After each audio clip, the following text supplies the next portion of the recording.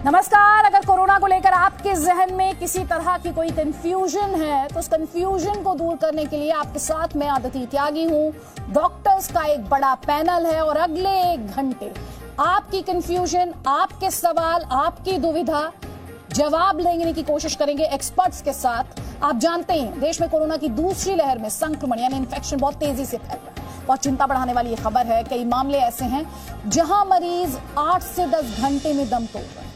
कई केसेस ऐसे भी आ रहे हैं जिनमें आरटी-पीसीआर रिपोर्ट नेगेटिव आ जाती है, लेकिन क्लिनिकल टेस्ट में कोरोना संक्रमण का पता चल रहा है। ऐसे में कोरोना के इलाज को लेकर लोगों में कंफ्यूजन भी बढ़ रही है। पहले कहा गया कि आरटी-पीसीआर रिपोर्ट गलत आ रही है या उसमें कोरोना संक्रमण का पता नहीं चल रहा तो आप सीटी स्कैन टेस्ट करवा लीजिए, लेकिन अब ये कहा जा रहा है कि आप ये शुरू में मत करवाइए।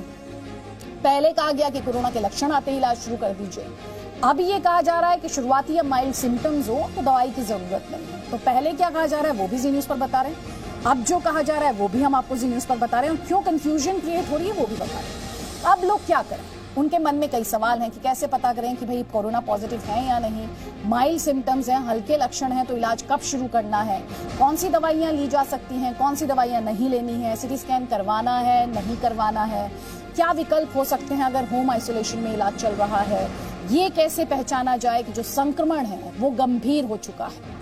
तो ये वो सवाल जिन्होंने लोगों के जहन में कंफ्यूजन क्रिएट की है, लेकिन आज हम कोशिश करेंगे इन शंकाओं को दूर करने की।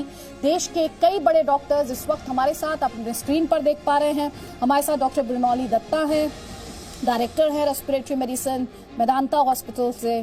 डॉक्टर रवि मलिक हैं, डायरेक्टर हैं आयुर्वेदिक हेल्थ केयर के।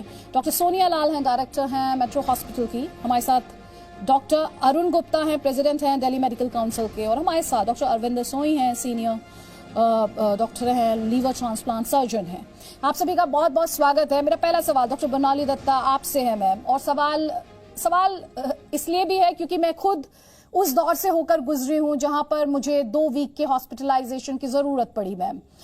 आज मैं उन सभी पेशेंट्स के साथ कनेक्ट कर पाती हूं जिनकी आरटी-पीसीआर रिपोर्ट जो है वो नेगेटिव आई। मेरी रिपोर्ट भी मैम नेगेटिव आई, और उसके बाद डॉक्टर्स ने क्योंकि मुझे हाई फीवर था, उनमें से डॉक्टर्स को लगा शायद मुझे वायरल हुआ है और उन्होंने उसके हिसाब से मुझे ट्रीटमेंट देना शुरू किया। तो सवाल ये है मैम कि अगर आरटी-पीसीआर रिपोर्ट नेगेटिव है तो फिर क्या करें? मतलब जब सिम्टम्स शुरू होता है, इस वक्त जिसको भी बुखार है, जुकाम है, खांसी है, we have to assume it is COVID, whether RT PCR negative आता है या पॉजिटिव आता है। नाउ एक बार समटाइम्स हम लोग रीटेस्ट भी कराते हैं, उसमें पॉजिटिव आ जाता है। 80% of the people mild illness होगा, वो घर पे ही ठीक हो जाएंगे बिना कोई मेडिसिन का, सप्लीमेंट्स, हाइड्रेशन, पैरासिटामोल एटसेट्रा, ठीक है, ये वाले चीजों से। 1% होगा ऑब्वियसली जिनको मॉडरेट इलनेस या सिवियर इलनेस होगा, तो उनपे थोड़ा मॉनिटरिंग, इसलिए हम लोग फीवर, ऑक्सीजन लेवल्स और सिम्टम्स की मॉनिटरिंग की जरूरत है। फर्स्ट वीक यूजुअली होता है बुखार, बॉडी एक, सेकेंड वीक में जाके रेस्पिरेटरी सिम्टम्स डेवलप करता है, सांस फूलना, खांसी होना, ऑक्सीजन गिरना एटसेट्रा। सो ये हमें जानना जरूरी है, ये पैटर्न सिम्टम्स का। And CT scan, of course CT scan first week में कराएंगे, ज्यादा जल्दी कराएंगे तो वो नॉर्मल आता है, दैट ऑल्सो डजंट हेल्प, तो वो हमें थोड़ा एंड ऑफ फर्स्ट वीक या going on to the second week कराने की जरूरत है। So even if the RT PCR comes negative, we have to assume it is COVID, mild COVID के हिसाब से शुरू होता है, then as time passes, ये 2 वीक की बीमारी होती है, so पूरा 2 हफ्ता हमें क्लोज मॉनिटरिंग की जरूरत होती है, and as time passes हमें आइडिया लगेगा कि ये एकदम सेटल हो रहा है या थोड़ा बढ़ रहा है। At that point medical advice लेना बहुत जरूरी है। मैम अभी आपने रीटेस्ट कराने की बात की, दोबारा से टेस्ट कराने की बात की, ऐसे टाइम पर जहां पर पेशेंट्स को पहला ही टेस्ट लेने में बहुत दिक्कत हो रही है, इतना इजीली टेस्ट नहीं हो पा रहा। मेरे 2 सवाल हैं। एक तो ये कि जब आप कहती हैं टेस्ट को रिपीट कराना, वो टेस्ट का रेपिटेशन कितने दिन बाद, और आज के हालात में कितना मुश्किल है किसी भी टेस्ट को रिपीट करवा पाना एक पेशेंट के लिए भी मैम? ठीक है, that's a fair point. Test repeat कराना, आजकल एक टेस्ट का रिपोर्ट 3 दिन बाद आ रहा है, तो दोबारा टेस्ट करना is a challenge. But see symptoms इस वक्त जिसको भी फीवर है, खांसी है, जुकाम है, it is Covid. Now if it is a mild Covid, फिर बहुत कुछ करने की जरूरत नहीं है, घर पे आइसोलेट करो, take simple medication, supplements, good hydration, और आप ठीक हो जाओगे। and that is the majority वो होता है. But एक subset होगा जिनका symptoms बढ़ेगा. So then we have to retest because suppose किसी को hospital की admission चाहिए, specific treatment चाहिए, we do need the confirmation because उसके बगैर फिर hospital में COVID side में admission है, non-COVID side में admission है, that becomes a challenge. COVID का specific treatment हम start करेंगे जब COVID का confirmation आएगा. So these are the challenges and if we have to repeat symptoms बढ़ रहा है, 5 days का gap हम normally देते हैं first and next test में, but all depends on symptoms कितना बढ़ रहा है. And you know if the बुखार होता जा रहा है, खांसी बहुत बढ़ रहा है, then we have to retest and confirm it. Otherwise उसका further treatment becomes a challenge also. ठीक, हमारे साथ डॉक्टर अरविंदर सोई भी हैं, चेयरमैन है मेदांता लीवर ट्रांसप्लांट इंस्टीट्यूट के और लीड इन्वेस्टिगेटर हैं. डॉक्टर अरविंदर सोई, सवाल ये पहला जो चैलेंज इस वक्त पेशेंट्स फेस कर रहे हैं, एक तो ये कि जो आरटीपीसीआर रिपोर्ट है वो फॉल्स नेगेटिव आ रही है. फिर अब एक और कंफ्यूजन जो क्रिएट हो रहा है वो ये है कि डॉक्टर के पास कब जाना है, डॉक्टर से ट्रीटमेंट कब लेना शुरू करना है. जी, डॉक्टर बरनाली ने अभी बताया कि जब रिपोर्ट नेगेटिव आए तो क्या करना है. अगर खांसी जुकाम है और बुखार है, बॉडी एक है, हेडेक है, डायरिया, वॉमिटिंग है, तो आपको अज्यूम करना है कि कोविड है और कोविड का ही ट्रीटमेंट करना है. अगर ये सब है तो ऑब्वियसली माइल्ड सिम्टम्स हैं तो फिजिशियन के साथ इमीडिएटली कांटेक्ट करना चाहिए ऑनलाइन.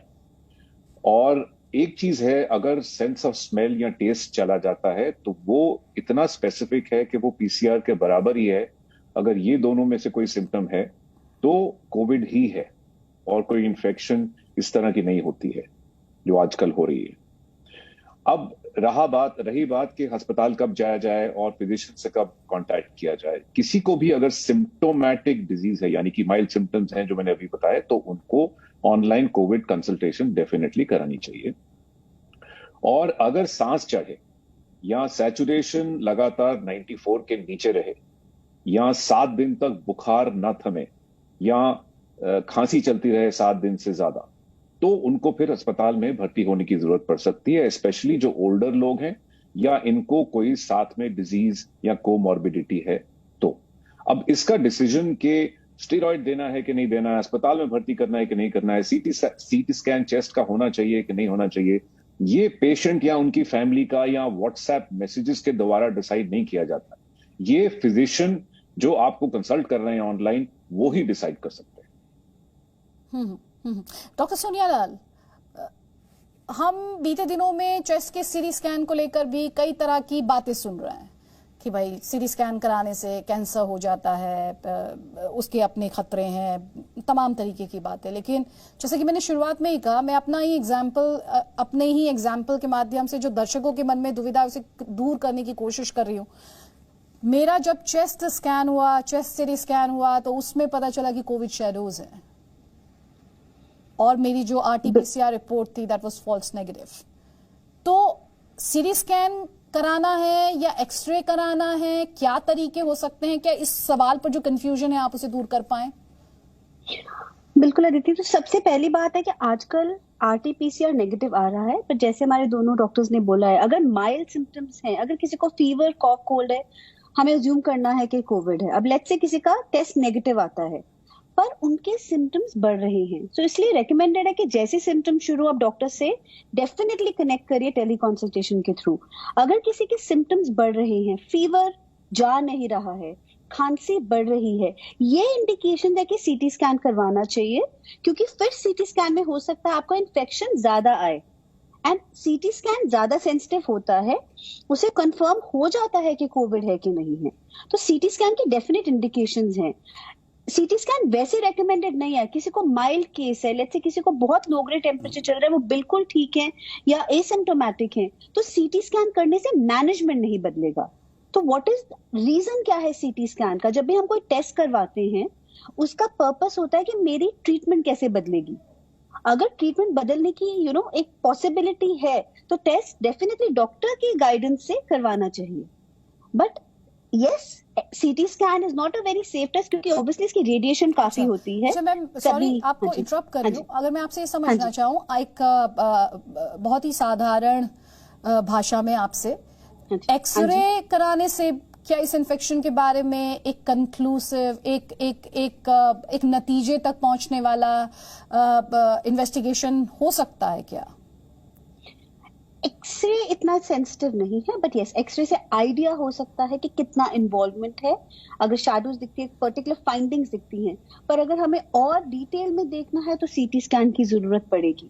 कितना एक्सटेंसिव इन्वॉल्वमेंट है, कितने लोब्स की इन्वॉल्वमेंट है, फ्रंट बैक लोब्स की कितनी इन्वॉल्वमेंट है, तो थोड़ा ज्यादा डिटेल में देखने के लिए CT scan is definitely going to be, क्योंकि सीटी स्कैन में पर्टिकुलर फाइंडिंग्स हैं जिससे ज्यादा कंफर्म होता है। जो एक्सरे में फाइंडिंग्स होती हैं वो निमोनिया की दिखती हैं, पर निमोनिया का कारण बहुत कुछ हो सकता है, सिर्फ कोविड नहीं। ऑल्दो आई एग्री, आजकल पैंडेमिक है तो हमें अज्यूम करना है कि अगर हमें सीटी में पर्टिकुलर फाइंडिंग्स दिखती हैं तो एक्सरे में दिखती हैं तो हमें कोविड लाइकली है। पर कॉन्फर्मेटरी के लिए अगर सिम्टम्स बढ़ रही हैं, इसलिए मैं बार बार कह रही हूँ, सब कुछ डिपेंड करता है किसी के सिम्टम्स कैसे हैं। अगर किसी को ऑक्सीजन गिर रहा है, 94 से कम हो रहा है, खांसी नहीं जा रही है, फीवर बढ़ रहा है, हाई फीवर चल रहा है, 101, 102 कंसिस्टेंटली चल रहा है, फीवर नहीं जा रहा है, तो एक रीजन है कि आप डॉक्टर से बात करके प्रेफरेबली वो आपसे सीटी ही करवाएंगे, क्योंकि वो ज्यादा सेंसिटिव है। एक्सरे से शायद उतनी इंफॉर्मेशन मिलेगी नहीं, तो फिर सीटी से करवाना बेहतर है। और पेशेंट किसी को खुद टेस्ट नहीं करवाना चाहिए, क्योंकि वो उससे उनको फायदा नहीं होगा। डॉक्टर के गाइडेंस के अंदर करोगे तो एटलीस्ट ट्रीटमेंट तो बदलेगा। जी जी। डॉक्टर रवि मलिक, इसी से जुड़ा अगला सवाल मेरा यही है कि जिस तरह से बहुत डिटेल में डॉक्टर सोनिया लाल ने बताया कि सीटी स्कैन का क्या यूज है, किस तरह से ये पूरी इन्वेस्टिगेशन और उसके मैनेजमेंट में, प्रॉब्लम के मैनेजमेंट में हेल्प करता है, सीटी स्कैन कब कराना चाहिए? देखिए, डॉक्टर सोनिया लाल ने बहुत अच्छा एज ए क्लिनिशियन बहुत अच्छे से एक्सप्लेन किया। मैं आपके व्यूअर्स को बिल्कुल क्रिस्पी वे में बता देता हूं। कुछ उनके दिमाग में क्वेश्चंस आ रहे होंगे, उनके सारे कंफ्यूजन दूर हो जाएंगे, क्योंकि मैं कोविड का अस्पताल भी चलाता हूं और थाउजेंड्स पेशेंट्स मैंने एडमिट करके डिस्चार्ज भी किए हैं। सबसे पहला सवाल ये आता है कि पेशेंट को ये जानना बड़ा जरूरी है उसकी डिजीज माइल्ड है, मॉडरेट है, सीवियर है। मॉडरेट डिजीज तभी होती है जब आपका SpO2 90 से 94 के बीच में आता है। दोबारा बता रहा हूं, मॉडरेट डिजीज तभी होती है जब आपका SpO2 90 से 94 आता है। इस स्टेज के ऊपर आपको अपने डॉक्टर से सारा कंसल्ट करके सीटी स्कैन वगैरह जो भी डॉक्टर बताएगा आपको करना है। माइल्ड डिजीज में किसी चीज की आवश्यकता नहीं है, सिर्फ आपको ऑब्जर्व करना है कि आप मॉडरेट में तो नहीं जा रहे हैं। एंड सीवियर डिजीज में आपको आईसीयू में जाना पड़ता है जनरली। ये एक मोटी सी बात है। अब मैं छोटे छोटे सवालों के जवाब देता हूं। नंबर 1, सीटी स्कैन कब कराना चाहिए? देखिए, माइल्ड डिजीज में सीटी स्कैन की आवश्यकता नहीं है। 85 से 90% लोग माइल्ड डिजीज के होते हैं, बिना बात के सीटी स्कैन कराते रहते हैं। एक सीटी स्कैन से 300 एक्सरेज का एक्सपोजर होता है। It is not required. ये माइल्ड डिजीज वाले ही हैं जो कि हेल्थ केयर के ऊपर जोर भी डालते हैं और unnecessary CT scan, blood test ये सब कराते हैं। माइल्ड केस में आपको कुछ करवाने की आवश्यकता नहीं। मॉडरेट केस के अंदर definitely you should get the investigations done as per with the doctor's advice. इसके ऊपर आप जो है सीटी स्कैन अगर डॉक्टर एडवाइस करता है वो भी आपने करना है और बाकी चीजें भी। आपने एक बड़ा अच्छा सवाल पूछा था एंकर साहिबा कि क्या एक्सरे से काम हो सकता है? बिल्कुल। आप इनिशियली एक्सरे करा के देखिए, अगर हमारे को एक्सरे में फाइंडिंग मिल जाती है तो दैट इज कंक्लूसिव एनफ कि आपको कोविड है। एक्सटेंशन देखने के लिए जैसे डॉक्टर सोनिका ने बहुत अच्छे से बताया कि डेफिनेटली सीटी स्कैन की जरूरत है, कौन से लोग में क्या है, लेकिन एक डिजिटल एक्सरे कराने से सिर्फ एक एक्सरे का एक्सपोजर होता है और शायद आप सीटी स्कैन को बचा सकते हैं। दूसरा सवाल, रेमडेसिविर कब देनी चाहिए? जो भी पेशेंट ऑक्सीजन पे नहीं है और एडमिटेड नहीं है वो रेमडेसिविर नहीं लेगा। ये बड़ी इंपॉर्टेंट चीज मैं बताना चाह रहा हूं, क्योंकि हम डेली इस चीज की शॉर्टेज से फेस करते हैं और शॉर्टेज इसीलिए है कि माइल्ड केसेस जो है वो किस तरह से कैनुला लगा के अपने घरों पे रेमडेसिविर लगाते रहते हैं। It is not indicated. दूसरी चीज ये भी बताना चाहूंगा, सर मैं चाहूंगी आप इस पॉइंट को थोड़ा दोहराएं, क्योंकि रेमडेसिविर जो है वो लगातार सुर्खियों में भी रही है, उसके इंजेक्शंस लगातार सुर्खियों में भी रहे हैं और बार-बार जी। Thank you for giving me the opportunity. मेरे को रोज इस चीज से, मेरे और मेरी टीम जो डॉक्टर्स की है, इंटेंसिविस्ट, पल्मोलॉजिस्ट, हम लोग रोज इस चीज से जूझते हैं, लोगों को समझाते हैं। लेकिन इस प्लेटफॉर्म से मैं आपके व्यूअर्स, क्योंकि बहुत सारे व्यूअर्स देख रहे हैं, उनको बताना चाहूंगा, रेमडेसिविर नहीं मिलेगी जब तक आप एडमिट नहीं है। रेमडेसिविर नहीं मिलेगी जब तक आपकी ऑक्सीजन कम नहीं है। इसके अलावा रेमडेसिविर का कोई रोल नहीं है। दूसरी चीज ये भी बता दो, remdesivir is a weak drug. Remdesivir की जो स्टडीज हुई हैं उनमें ये ज्ञात किया गया कि अगर 1000 लोगों को हम रेमडेसिविर दे रहे हैं, 1000 लोगों को पानी दे रहे हैं, अगर उन 1000 में 40 की मौत ही शाम में होगी, 40 की उसमें होगी। रेमडेसिविर आपकी मृत्यु को नहीं रोकेगी, केवल डिस्चार्ज टाइम को 2 दिन वो कम करती है। तो remdesivir is a weak drug. जो मेन स्टेट ट्रीटमेंट का होता है वो ऑक्सीजन होती है, steroids wherever they are indicated. अब मैं अगले पॉइंट पे आता हूँ। स्टीरॉइड्स भी आपको तभी मिलेंगे, स्टीरॉइड्स ऐसे नहीं मिलेंगे। माइल्ड केस में कोई स्टीरॉइड नहीं लेगा, मैंने देखा घर में ही स्टीरॉइड्स लेते रहते हैं, उसके बड़े साइड इफेक्ट्स हैं। स्टीरॉइड्स आपको कभी केवल तभी मिलेंगे जब आपकी ऑक्सीजनेशन कम हो रही है या फीवर आपको बहुत ज्यादा परेशान कर रहे हैं, 10th डे के बाद भी फीवर जा रहा है, हाई ग्रेड जा रहा है, तो तभी आपको स्टीरॉइड मिलेंगे। हर चीज की क्लिनिकल प्रोटोकॉल है, एंड 2+2 is 4। इतना क्लियर वो प्रोटोकॉल्स हैं जो मैं बताना चाहूंगा। एक और मैं चीज बताना चाहूंगा, इवन ऑक्सीजन देने की भी प्रोटोकॉल है। ऑक्सीजन देने के बाद में हाई फ्लो के ऊपर ट्रांसफर करने की भी प्रोटोकॉल है, वेंटिलेटर पे डालने की भी प्रोटोकॉल है। और जो हम टेस्ट कराते हैं सीआरपी, फेरेटिन, ये सब इनकी ये केवल मॉडरेट केसेस में कराएंगे, माइल्ड केसेस में कराने की जरूरत नहीं है। माइल्ड में केवल आपने अपने आप को ऑब्जर्व करना है कि आप मॉडरेट में तो नहीं जा रहे हैं। जब तक आप मॉडरेट में नहीं जा रहे हैं, you don't need any investigation to be done, number 1। Number 2, मैं आपको ये भी बताना चाहूंगा, माइल्ड केसेस को भी ये पता होना चाहिए कब उन्हें हॉस्पिटल भागना है। अक्सर लोग, ये 2 धारी तलवार है, अक्सर लोग क्या करते हैं, एक तो ओवर रिएक्ट करके बिना बात के टेस्ट करा के अपना नुकसान करते हैं, दूसरा ये भी करते हैं कि घर में बीमारी बिगड़ी जा रही है और घर में ही बैठे हुए हैं। You must know when you have to rush to the emergency. कोई भी व्यक्ति जिसको माइल्ड कोविड है वो घर में है, अगर उसके होंठ और नेल्स नीले हो रहे हैं, सांस में दिक्कत आ रही है, हाई ग्रेड फीवर आ रहा है, फीवर ड्यूल आ रहा है, यानी अभी ठीक होने के बाद दोबारा आ रहा है, आप तुरंत अपने, या आपको खुमारी हो रही है या ड्राउजीनेस हो रही है, आप हॉस्पिटल जाइए। ये क्लियर कट गाइडलाइंस है, इनमें कोई कंफ्यूजन नहीं होना चाहिए। ठीक, हमारे साथ डॉक्टर अरुण गुप्ता भी हैं। डॉक्टर अरुण गुप्ता, हम सीटी स्कैन को लेकर एक बहुत लेंथी डिस्कशन हमने किया सारे पैनलिस्ट के साथ। सीटी स्कैन से जो खतरा है, जो बीते दिनों में पूरे टाइम सुर्खियों में रहा है, मैं वो आपसे समझना चाहती हूँ। और ये बैलेंस एक पेशेंट जब जा रहा है उसके जहन में ये बैलेंस कैसे आएगा? एक तरफ सीटी स्कैन कराने की जरूरत भी है, दूसरी तरफ उसे ये भी बताया जा रहा है कि 1 CT scan is equal to 300 x rays, it can lead to cancer.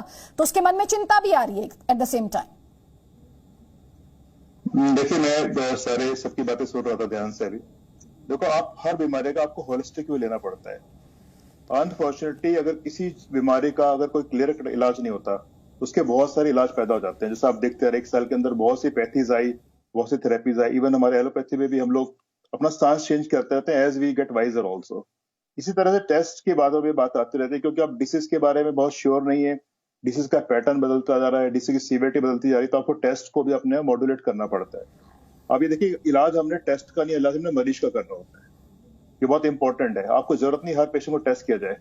Clinical condition patient की चेक करना और क्लिनिकल जो उसका जजमेंट है वो आज भी बेस्ट है। मोस्टली पेशेंट एसिम्प्टोमेटिक है। जो पेशेंट माइल्डली सिम्प्टोमेटिक है, उनको माइल्ड सिम्टम्स है, ना उनको किसी टेस्ट की जरूरत है, ना उनको किसी दवाई की जरूरत है, एक्सेप्ट पैरासिटामोल ले सकते हैं।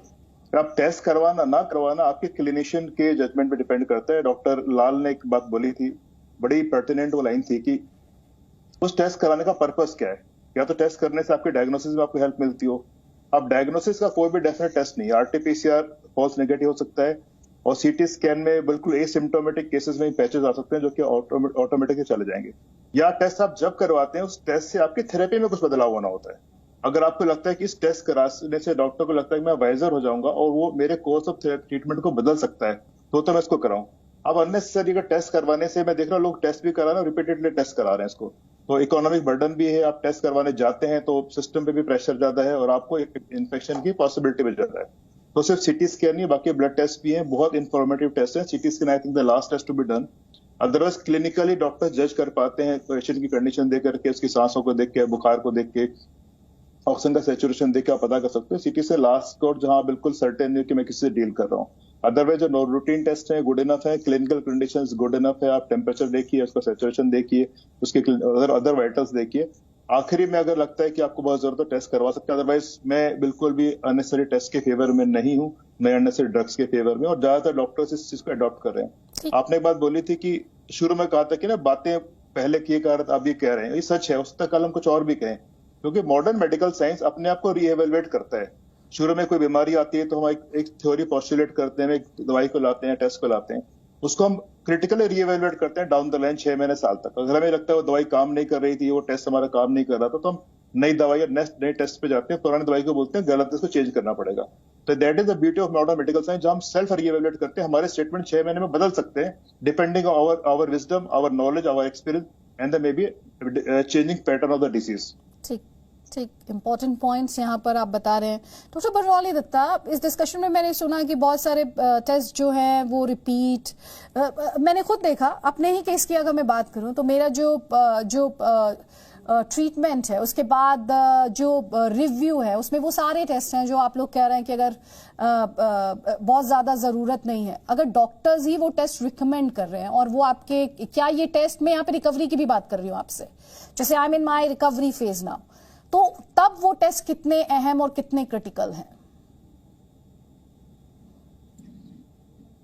So I think I agree with all the doctors in the panel who have said that, you know, unnecessary testing, repeat testing की कोई वैल्यू नहीं है। जो हम पेशेंट्स के साथ टेलीकंसल्टेशन के थ्रू बात करके जो हमें सेंस मिलता है, that should guide everything. So blood test, CT scanning repeatedly is of absolutely no use. Mild illness, the vast majority घर पे उनके पास they have enough immunity to just deal with it, get better at home. तो उनके लिए कोई repeated बार test की कोई जरूरत नहीं होती है। The patients who get admitted to hospital with moderate या severe disease, obviously उनका थोड़ा different वो रहता है, and we do use कुछ markers हम लोग यूज करते हैं, जैसे inflammatory markers along with the clinical picture. ये सवाल बहुत फ्रीक्वेंटली पूछा जाता है कि मेरा फेरिटिन ये है, मेरा सीआरपी रेज्ड है, इसका क्या? ना, एक नंबर का कोई वैल्यू नहीं है। You have to take the whole picture.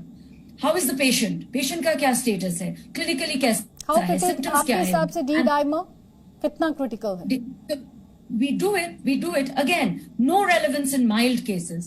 Moderate में we know that in COVID blood thick हो जाता है. It's a prothrombotic जिसको कहते हैं, clots बनने का risk होता है. So patients who are admitted with moderate severe disease, we do check the D-dimer.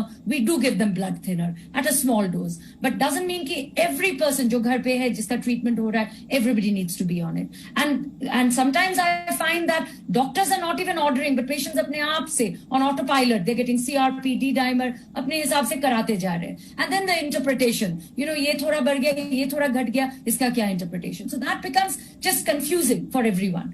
Ultimately it's the doctor's job to evaluate the clinical picture कि पेशेंट का क्या स्टेटस है, then add on the investigations. Recovery phase में भी relevance होता है in the sense that कोई markers बहुत raised होता है in the acute period, जैसे patient को बहुत बुखार है, respiratory symptoms है, and CRP, inflammatory markers बहुत raised है. We do need to follow up to make sure कि they have normalized. So not randomly, एक normal से एक और normal का कोई relevance नहीं है. But if a patient has raised markers, we definitely have to ensure, along with clinical recovery, that these have also settled down. So I think it is the doctor's prerogative, not the patient's की बस कराते जाओ. But the problem with COVID has been that there's so much information overload for everyone. सबको इतना ज़्यादा information मिला है without the ability to, you know, understand it or interpret it. And so I feel this excessive testing and all has, you know, just needs to be moderated, needs to come down. Thank you doctor Barnali Datta. दूसरे सभी मेहमान इस वक्त हमारे साथ है, लेकिन एक पॉइंट जो बार बार यहाँ पर हमारे मेडिकल एक्सपर्ट्स हाईलाइट करने की कोशिश कर रहे हैं वो यही है, आप खुद डॉक्टर बनने की कोशिश मत कीजिए। डॉक्टर्स का काम स्पेशलाइज्ड है, डॉक्टर्स को ही उनका काम करने दीजिए। और जो कंफ्यूजन है, जो कंफ्यूज करने वाले सवाल हैं, उन सवालों को हम आगे उठाने वाले हैं बस थोड़ी ही देर में। आप रहिए हमारे साथ।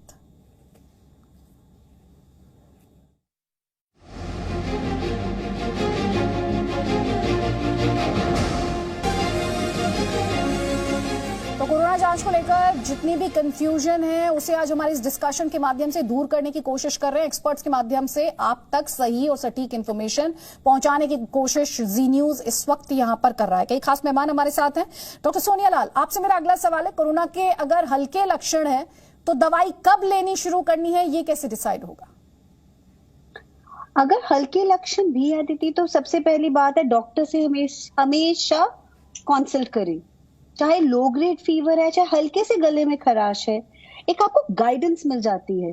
यू नो, आजकल इतना ज्यादा व्हाट्सएप यूनिवर्सिटी में चीजें घूमती हैं, ये करो वो करो। देखो, सिम्टोमेटिक रिलीफ, किसी को स्टीम इनहेलेशन करना है, गागल्स करना है, वो आप अपने लेवल पे कर सकते हैं।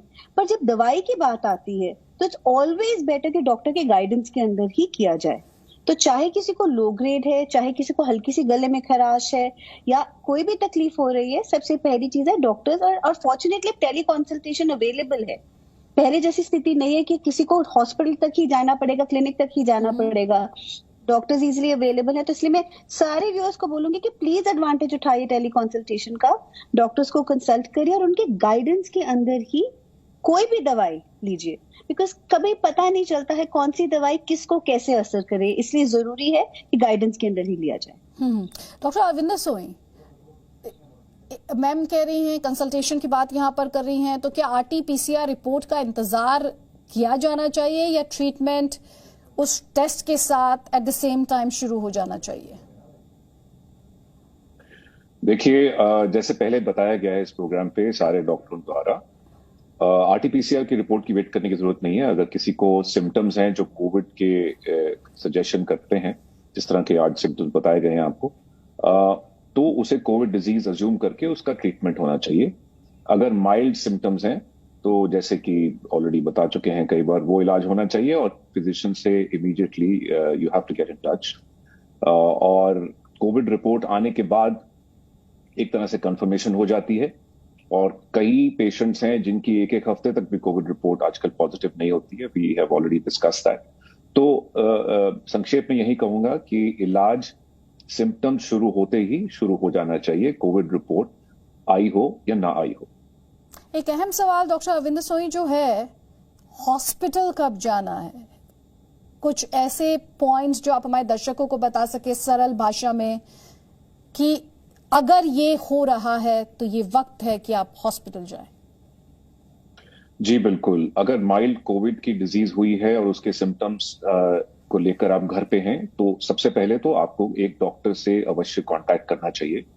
और अगर 7 दिन से ज्यादा बुखार चल रहा है, 100-101 से ज्यादा, या सीवियर खांसी चल रही है, या फिर अगर आपको ब्रेथलेसनेस हो रही है, सांस लेने में दिक्कत आ रही है, या जो ऑक्सीजन सैचुरेशन है वो 94 से नीचे रह रही है, या वॉमिटिंग डायरिया की वजह से आपको फ्लूइड की, पानी की कमी हो गई है, डिहाइड्रेशन हो गई है, तो इन सब कंडीशंस में अस्पताल जाने की जरूरत पड़ सकती है।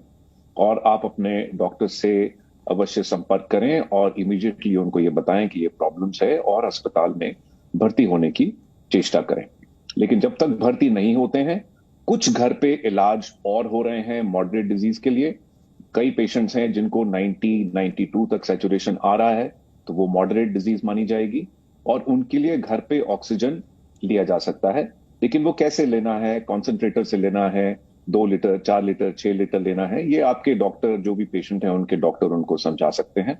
और घर पे स्टीरॉयड लेना है कि नहीं लेना है, ये नॉर्मली 1 हफ्ते के बाद ही लेने की जरूरत पड़ती है। वो भी उनको वही फिजिशियन जिससे वो संपर्क में है बताएंगे। अच्छा, वो आपने बहुत इंपॉर्टेंट पॉइंट यहाँ पर उठाया स्टेरॉइड का। डॉक्टर रवि मलिक, स्टेरॉइड बार बार सुनने में आ रहा है, इस श्रेणी में मैं आपसे समझना चाहूंगी कौन सी दवाइयां जिन्हें आप इस कैटेगरी में रखेंगे, या फिर इंजेक्शंस? आम एक लेमन के हिसाब से यहाँ पे एक आम साधारण नागरिक के लिहाज से अगर इसे समझना चाहें, और स्टेरॉइड्स के साइड इफेक्ट्स, उस पर भी अगर आप हमारे दर्शकों को बता पाए।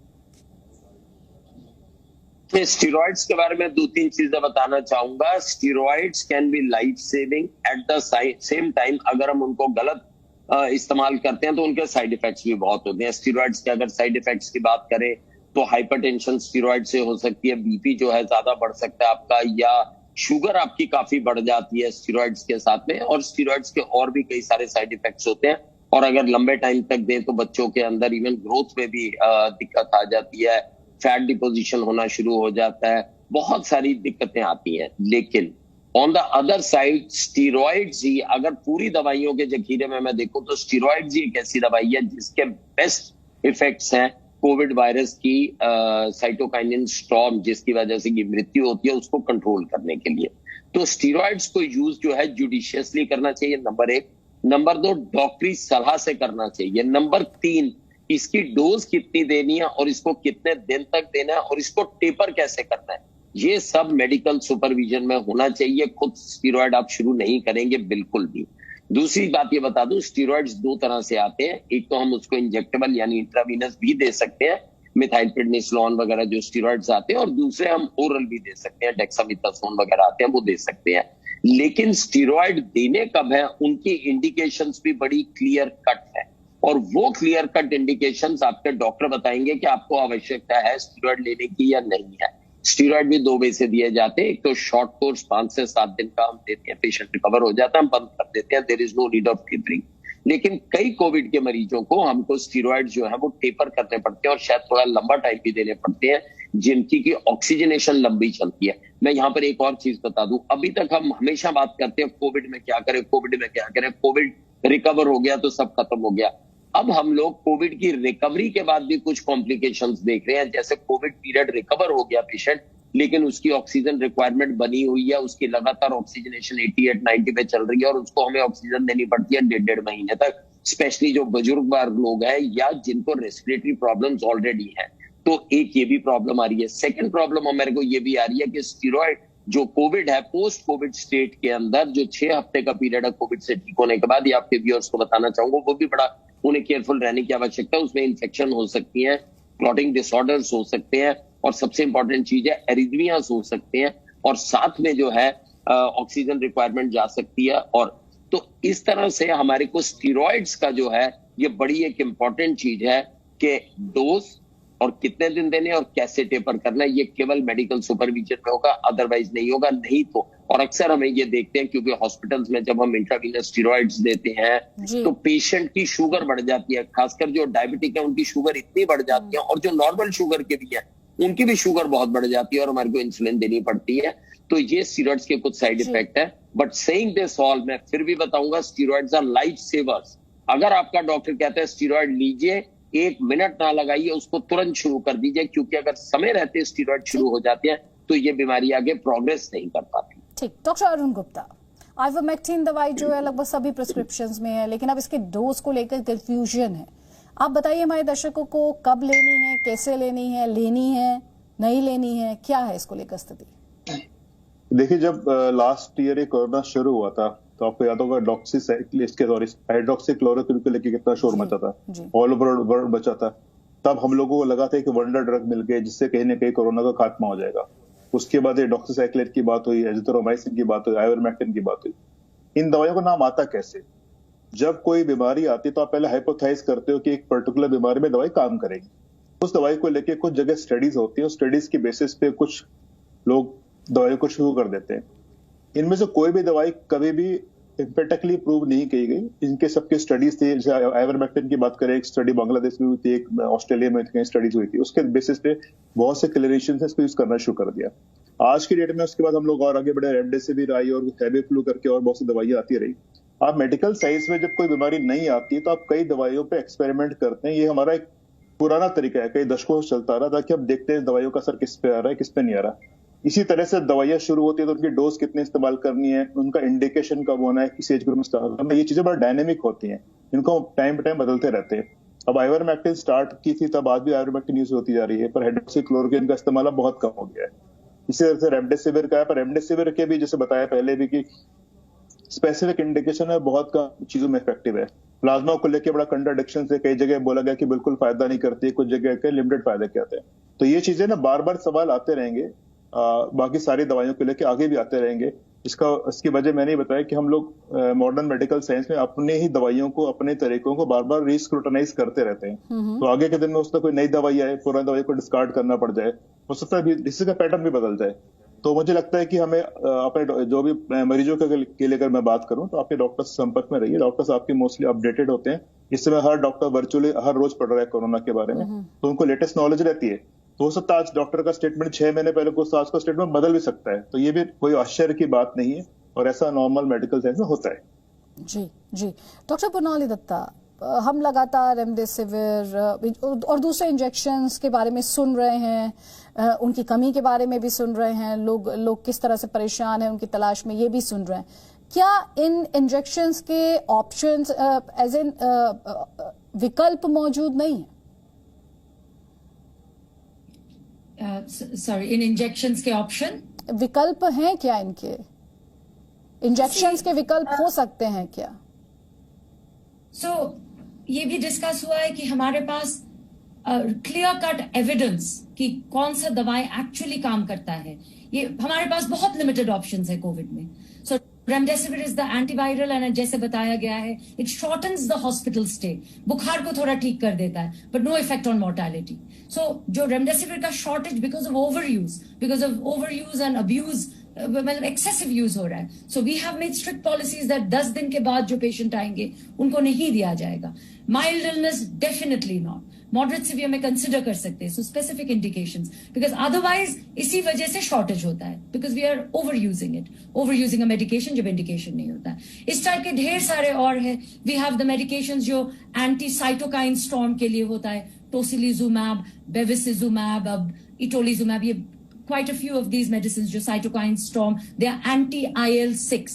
IL-6 is the molecule जो cytokine storm को वो cascade को बना के रखता है, and these injections block it. Now उनका भी there's a tocilizumab huge shortage. There have been studies now, of course इसके लिए अभी evidence है that it can benefit in a subset, it can help in mortality, but now we have a shortage. हमारे पास है ही नहीं, we have it only getting it from the government.